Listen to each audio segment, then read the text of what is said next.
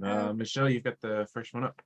Yeah, I've got a few up here. So Pedro created this P1S1. I must have missed the mention in it, but it's been here for a while. So my question is, do we need to work on this? And also, do we need to do that ASAP?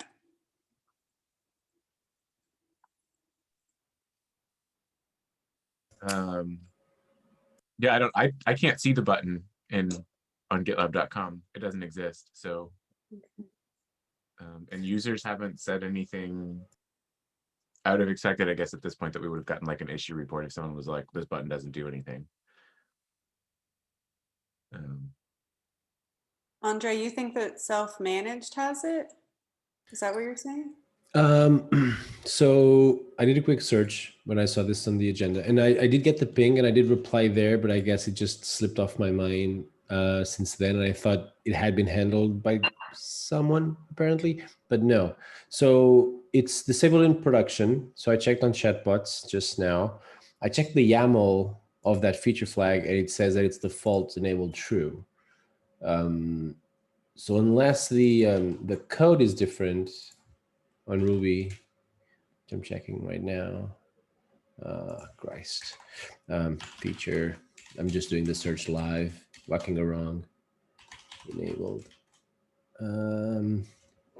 Project RB, and yes, it's default enabled.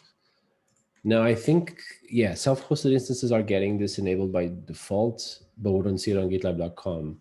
Now, the reason why we're probably not getting complaints is that it's ignorable. Like you can totally ignore that button. It's just something that shows on the commits tab and you just ignore it if you don't want to use it.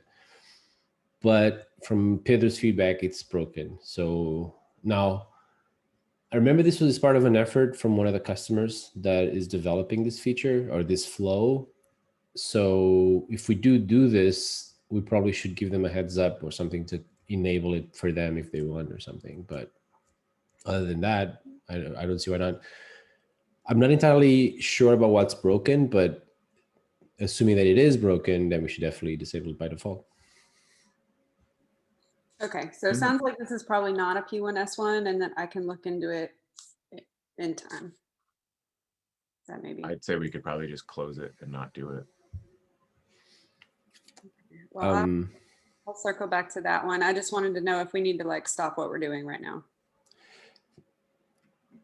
I don't think it's a P1S1, but it might be an S2, P2 or something. So the thing is, it's a feature that is broken. I need to get to the bottom of exactly what is broken because I can't remember from the top of my head. But it has been enabled since 13.3. Yeah, I think it's been enabled since 13.3 for customers, which is quite a while ago. Now, if we do, so Kai, is your point that if we disable now, we'll be removing a feature that people have been seeing there, or? It feels like nothing worked. Like, why would we do it if, no, like it's sort of, yes, there's something broken. In reality, that contributor's working on the MR that would like unbreak this. And then we'd have to go back and like do another MR to like default it back on at some point in the future. Like it just feels like sort of busy work for no reason. Like if people aren't like, it's not so dramatically impacting that like it feels like we should do anything about it. Okay, I think I know what's up. So basically there's the feature of adding commits works, the model works, selecting commits works, everything. It just doesn't show on the changes tab. So basically we're leading them so basically people that are trying this button are probably like, I don't get what this does, and ignores it. The fact is we have a button in the application that is broken and it's probably setting the wrong expectation. So if anything, disabling that, there's still activity on the merge request from what I can see. Activity 10 hours ago, 23 hours ago. So what you're saying, Kai, is that if we don't touch it, once this gets merged, it just works. Yeah.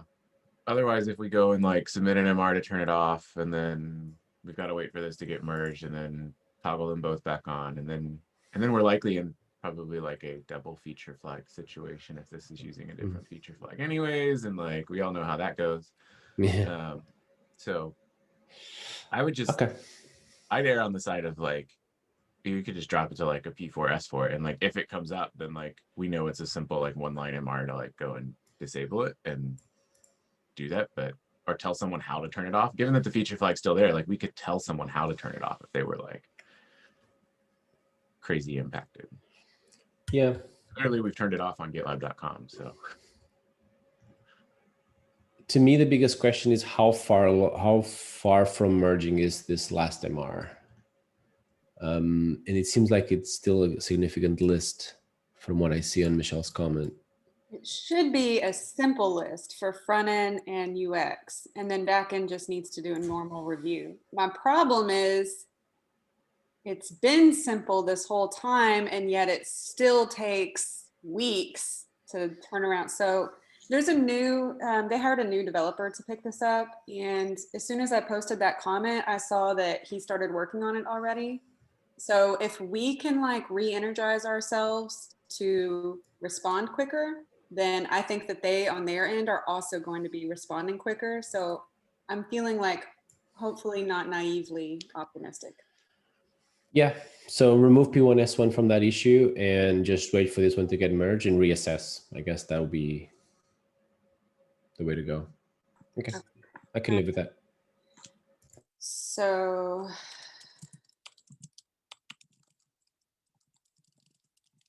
my gosh, his keyboard has a delay. Oh no, okay. Kai, you're muted. Here's, I know. who's muted? Okay, not me. Here's the next one. This is great news. So it's been over a year, I think, that we've just been missing security deadlines left and right. And after this release, we will finally be within our SLOs and done with missing deadlines release after release. That's pretty good news. It took a long time. Yeah, and it wasn't without effort. Like this has been a long effort. So thanks for everyone who contributed to it. I wanted to bring this Slack thread back up on creating a separate stand-up channel where we take a more traditional stand-up approach as opposed to a social approach. One thing that Patrick said, the last thing that anybody said was Patrick, and he said he doesn't really see a problem with keeping the old stand-up format while we try a new format. And I thought, that's true. That's how we would do it if this was like a code conversation. So I wanted to pick your brains on this and see if we want to do it. I'll be honest and say my motives were not for a traditional stand-up. They were for to like move the social section into the code review channel to help help with team spirit, I guess is like a simple way of saying that. I was trying to use it as a way to get the team to interact more, and which I know people do in the stand-up and sort of like cross, but I think the stand-up channel is noisy because there are so many people that like you may not notice like what your immediate team is doing. You might just notice what the people in your time zones are doing or what they're up to and sort of what their likes are like. So I was I was positioning it as that. I didn't necessarily care sort of what the content was. I was trying to garner interactions of our team in Slack, which I see not many of. So I am I'm content to not do it. It didn't seem like there was an overwhelming like want to do it. So like I don't know. I'm fine with not doing it. Yeah. +1 on the not needing a stand-up for work, more traditional, because we already have the status updates for weeklies. I think the reason why we didn't do that in the first place was that we encourage people to, if you're blocked, don't wait for the stand-up to tell that you're blocked. Just go and act on it and try to get them blocked immediately. So yeah, I'm okay in keeping it as it is right now. I'm not the most frequent participator, but I do read them a lot and get in touch with and just reply and stuff. So yeah, so the decision is to not do anything, just keep it as is. Well, hold up now. We have Thomas on the phone. We do. Yeah, so my opinion is actually I'm in agreement with Andre.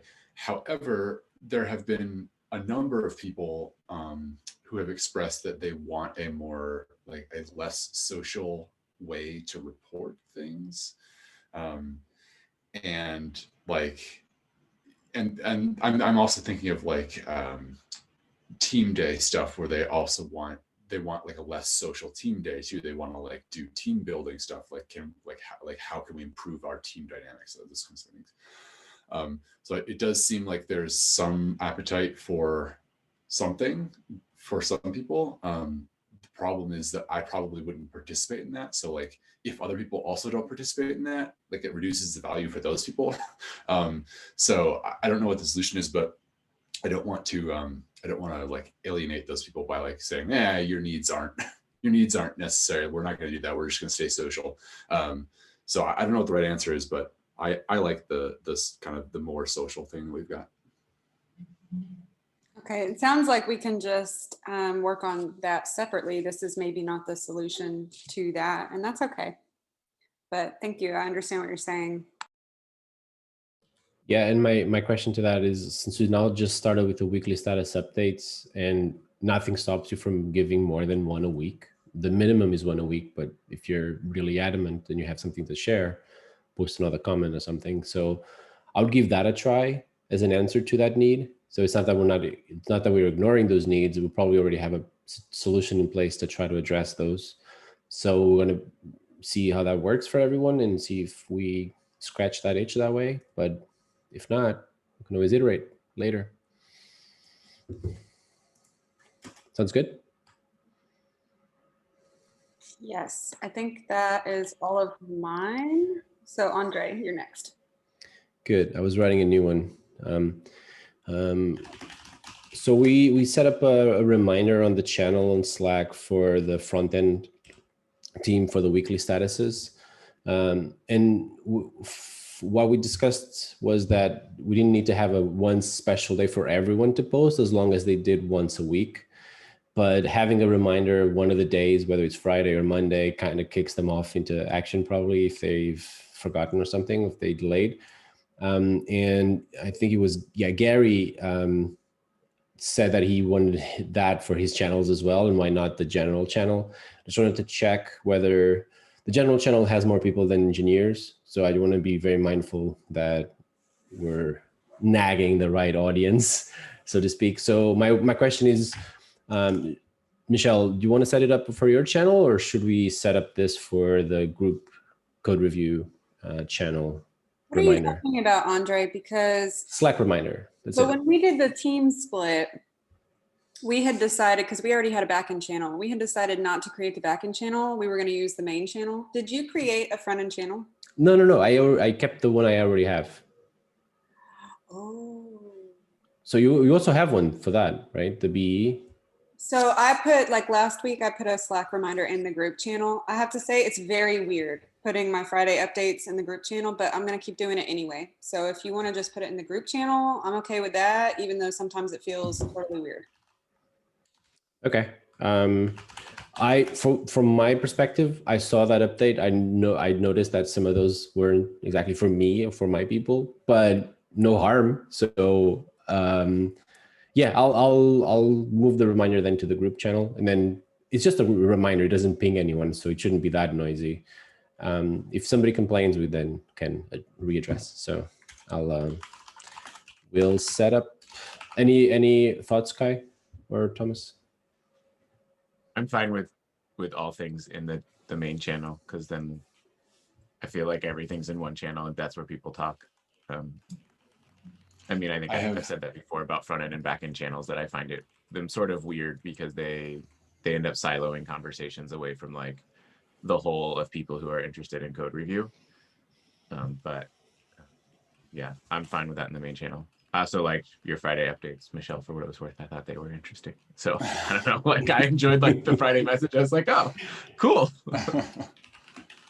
I'm sort of lost on the Slack channels. There are some FE channels and there aren't matching backend channels. So you tell me where to go and I'm fine with whatever. Okay, I'll think about it.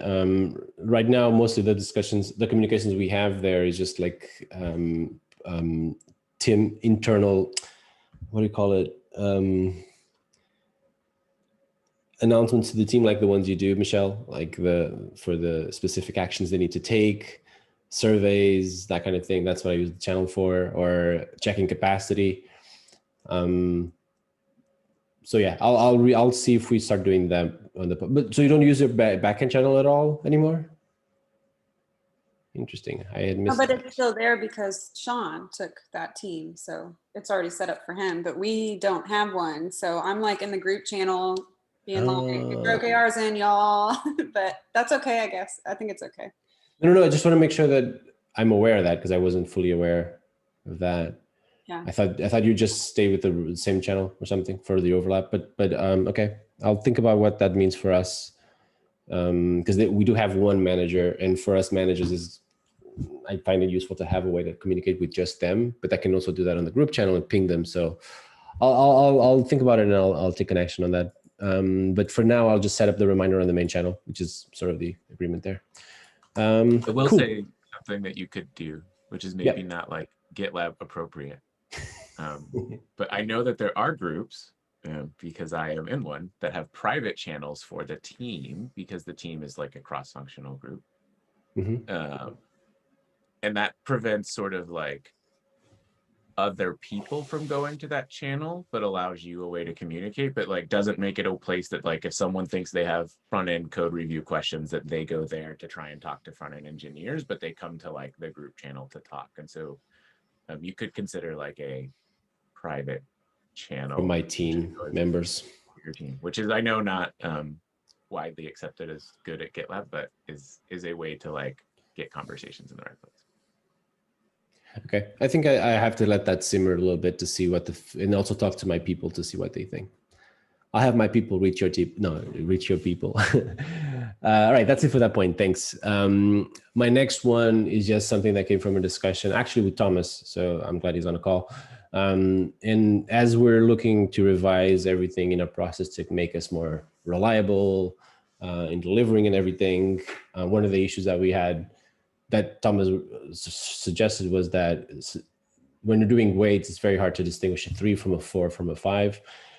And that's why we use Fibonacci sometimes for this, to make sure that you don't get distracted by those splitting hairs between a 3 and a 4. And I've used that in the past to great success. Michelle, do you use Fibonacci for the weights in the back end? We technically don't use Fibonacci, but we also don't use 4. And we also consider 5 to be something that should be broken down. So it's very similar, but it's not technically. Okay. Yeah, okay. So basically, the change is that we stop using a 4 because it's really, what's a 3, what's a 4, what's a 5. So Kai, no more than 5 or no more 5 or more? No 5 or more. No 5 or more. Got to be broken down if you hit 5, because otherwise Gotcha. It's never going to happen. Yeah, all right. I just wanted to run this past you all, just make sure that we don't have any objections. But that makes sense to me too. Like if it's a 5, we can totally break it down, and we'll kick that off from the next milestone. Kick it off from the next milestone. That's it.